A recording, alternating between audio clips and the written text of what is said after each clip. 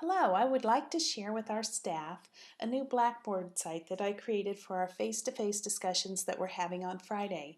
After we had the workshop with Dr. Dane and Mrs. Henderson, we talked about some things that we would like to do for staff development.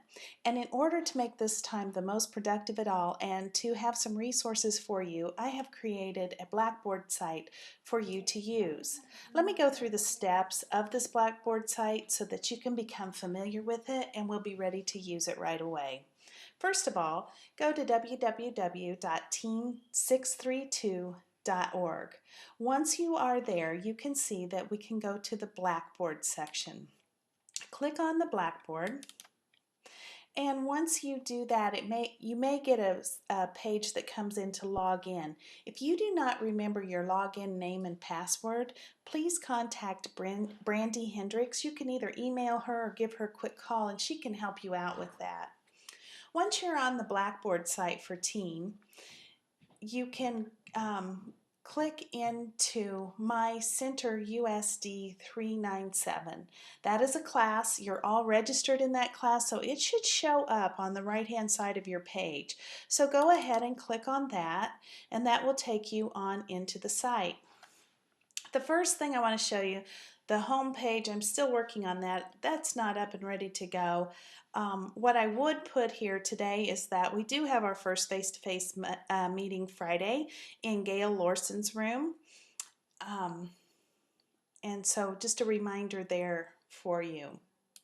The first bar is the scoop. And here I have posted all of the back scoops for you. Several of them have teaching and learning ideas in them, links to internet access places for curriculum and that kind of thing.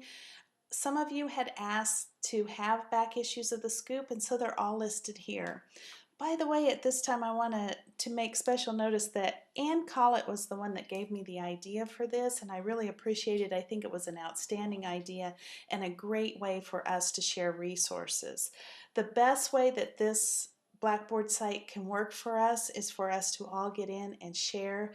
You'll get out of it what you put into it. So I hope that you will take some time and look through some of these things. So there are the back issues of the scoop. Next, if you'll go over here to the left side of the page to the Give 'em 5. This is an area that the staff indicated that they would like to focus on. Remember, that was the discipline training we did this summer with Larry. If you need a resource, you can watch a short video by Larry that's here that was on YouTube. Just refresh your memory of how you're using that. Then there's a few resources here that give them 5 steps. What are they? Here they are. 1, 2, 3, 4, and 5.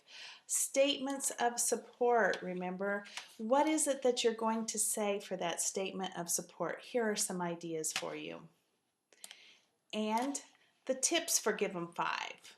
How do you make Give 'em 5 work well for you? There's several tips here. Finally, don't forget about the levels of compliance. Remember, we had talked about a level 1 student, a level 2 student, and a level 3 student. These are all the levels so that you can go back and review. Now, on Friday, the first group to do the face-to-face Give 'em 5 will be Yvonne Burhoop and Jean Bruner. I know that Jean will be absent on Friday, so I sent an email to the ladies saying that they might want to do a flip video, or you can use the video portion on a camera and videotape it, Give 'em 5. You can either do a level 1, level 2, or level 3 student. Then as you do it, we'll go back as a group and go through it and make sure that you did the 5 steps. So if you would like to videotape it ahead of time, that's great.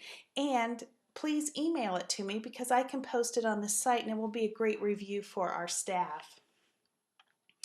The next area that we'll look at are the Kagan structures. Remember all of the cooperative learning activities. So if you'll hit that button on the left, Kagan structures, and right here is a link to Kagan. There are some research and rationale articles. Why should we be using cooperative learning? The research here is crystal clear. Cooperative learning works. It improves student learning. It's something that you should be using in your classroom. Also, here's a list of articles, and all you have to do is just click on those and you can read about the research on cooperative learning and how it can affect your classroom.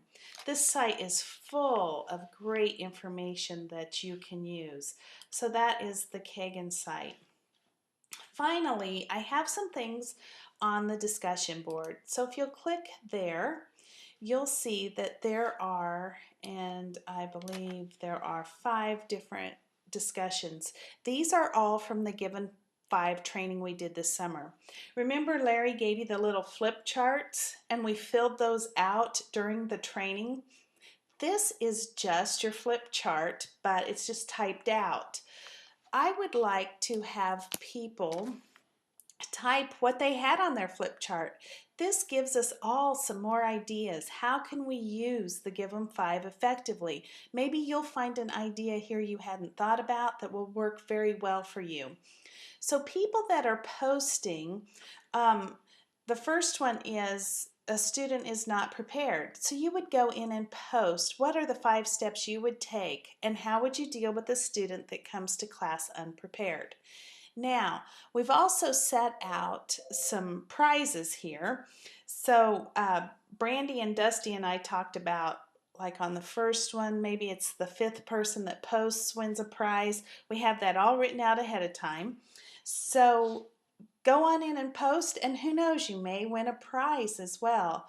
We appreciate those people that are willing to give back to the profession by getting on here and posting some ideas for your fellow staff members. That's how we grow professionally. That's how we give back to our profession. So on each one of these, there will be a prize given to someone who posts their ideas.